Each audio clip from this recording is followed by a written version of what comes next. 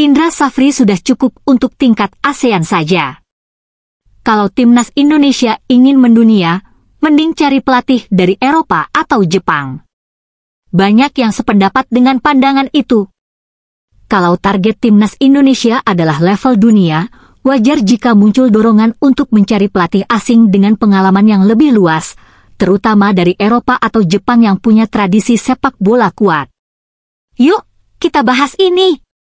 1. Keunggulan pelatih Eropa atau Jepang.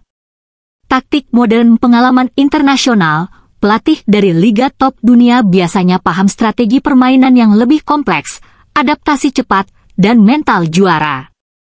Pengelolaan tim profesional, fokus pada pengembangan mental, fisik, dan disiplin pemain, hal yang sering jadi tantangan di sepak bola Asia Tenggara. Jaringan global bisa membuka peluang bagi pemain Indonesia untuk dilirik klub luar negeri. 2. Kelebihan Indra Safri dan pelatih lokal. Paham karakter pemain lokal, Indra sudah terbukti sukses di level ASEAN dengan membawa timnas U19 dan U23 meraih gelar. Pembinaan jangka panjang, dia punya visi membangun generasi emas dari usia muda, bukan hanya mengejar hasil instan. Kebanggaan nasional, mengandalkan pelatih lokal menciptakan semangat nasionalisme yang kuat. 3. Solusi kombinasi. Mungkin yang paling ideal adalah kombinasi keduanya. Pelatih kepala asing, asisten lokal, ini banyak dilakukan negara-negara Asia lain, seperti Jepang dan Korea Selatan. Pelatih asing membawa ilmu baru, sementara pelatih lokal memastikan adaptasi budaya berjalan baik. Program jangka panjang, fokus bukan hanya pada Piala AFF, tapi pengembangan pemain muda hingga ke level Piala Asia dan Piala Dunia.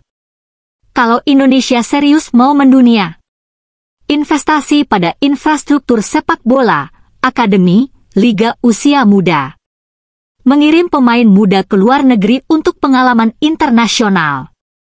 Mengambil pelatih dengan track record membawa tim underdog ke level dunia. Kalau menurut kamu, siapa pelatih yang cocok untuk timnas Indonesia saat ini? Apakah tipe pelatih pengembang mental seperti di Jepang atau yang keras ala Eropa Timur? Lalu apa yang harus dilakukan PSSI terhadap hasil timnas U20 di bawah Indra Safri yang gagal ke Piala Dunia? Gagalnya timnas U20 Indonesia ke Piala Dunia jelas mengecewakan, terutama karena ini adalah generasi yang digadang-gadang punya potensi besar. Tapi daripada hanya menyalahkan satu pihak, lebih baik PSSI mengambil langkah strategis agar kegagalan ini jadi pelajaran untuk masa depan. Apa yang harus dilakukan PSSI? Tombol keyboard 1 evaluasi Indra Safri dan tim pelatih timbangan 2. Indra Safri adalah pelatih berpengalaman di level ASEAN, tapi apakah dia masih ideal untuk membawa timnas ke level dunia? PSSI harus menganalisis strategi taktik. Apakah pendekatan yang dipakai masih relevan dengan tren sepak bola modern? Melihat perkembangan individu pemain, apakah pemain yang dipilih benar-benar berkembang atau stagnan? Mempertimbangkan opsi pelatih asing, jika memang targetnya level dunia, mungkin saatnya menggunakan pelatih dari Eropa atau Jepang yang punya rekam jejak membangun tim muda. Kesimpulan, jika Indra masih dipercaya, dia harus diberikan asisten pelatih berkualitas dari luar negeri agar ada peningkatan metode kepelatihan. Jika tidak, cari pelatih yang lebih berpengalaman di level internasional. Reformasi kompetisi usia muda. Kegagalan U20 bukan hanya salah pelatih, tapi juga bukti bahwa sistem pembinaan pemain muda masih lemah. Solusinya, perkuat Liga 1 U20 U18 harus ada kompetisi berjenjang yang lebih terstruktur dan kompetitif. Kurangi pemain naturalisasi, fokus ke pembinaan lokal. Talenta lokal harus diberi prioritas dan dilatih dengan standar tinggi. Kirim pemain muda ke Liga Eropa atau Jepang bukan cuma trial, tapi benar-benar bermain di kompetisi yang lebih keras. Kesimpulan, jika kompetisi usia muda di Indonesia masih lemah, jangan heran kalau timnas U20 kesulitan bersaing di level dunia. Perbaiki mental dan fisik pemain. Salah satu kelemahan pemain Indonesia di turnamen besar adalah ketahanan fisik dan mental bertanding. Dibanding negara lain, pemain kita sering kehabisan stamina di babak kedua. PSSI harus meningkatkan standar latihan fisik, harus ada program latihan yang lebih intensif seperti di Eropa. Menanamkan mental juara sejak dini, pemain harus dibiasakan menghadapi tekanan agar tidak mudah down saat tertinggal.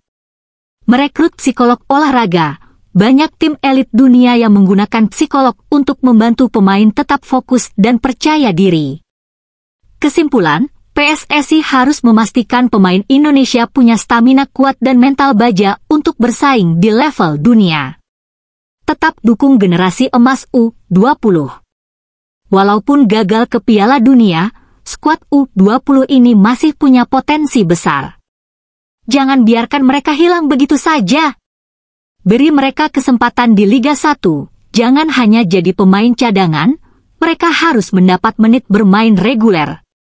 Buat roadmap jangka panjang, mereka bisa dipersiapkan untuk SEA Games, Asian Games, hingga timnas senior. Pertahankan tim ini untuk turnamen lain, jangan sampai mereka terpecah karena kurangnya perhatian dari PSSI. Kesimpulan, Piala Dunia U20 memang gagal, tapi generasi ini masih bisa berkembang jika dikelola dengan baik. Kesimpulan akhir, PSSI harus bertindak cepat. Evaluasi Indra Syafri apakah masih layak atau perlu pelatih baru? Perbaiki sistem pembinaan usia muda kompetisi U20 dan U18 harus lebih kuat. Tingkatkan fisik dan mental pemain latihan harus lebih disiplin dan intensif. Kirim pemain muda ke luar negeri jangan hanya main di Liga 1, tapi juga di Eropa atau Jepang. Jadi, menurut kamu PSSI harus tetap pakai Indra Syafri atau cari pelatih baru? Terima kasih, update terus berita-berita terbaru di Buat Makan TV, sampai jumpa.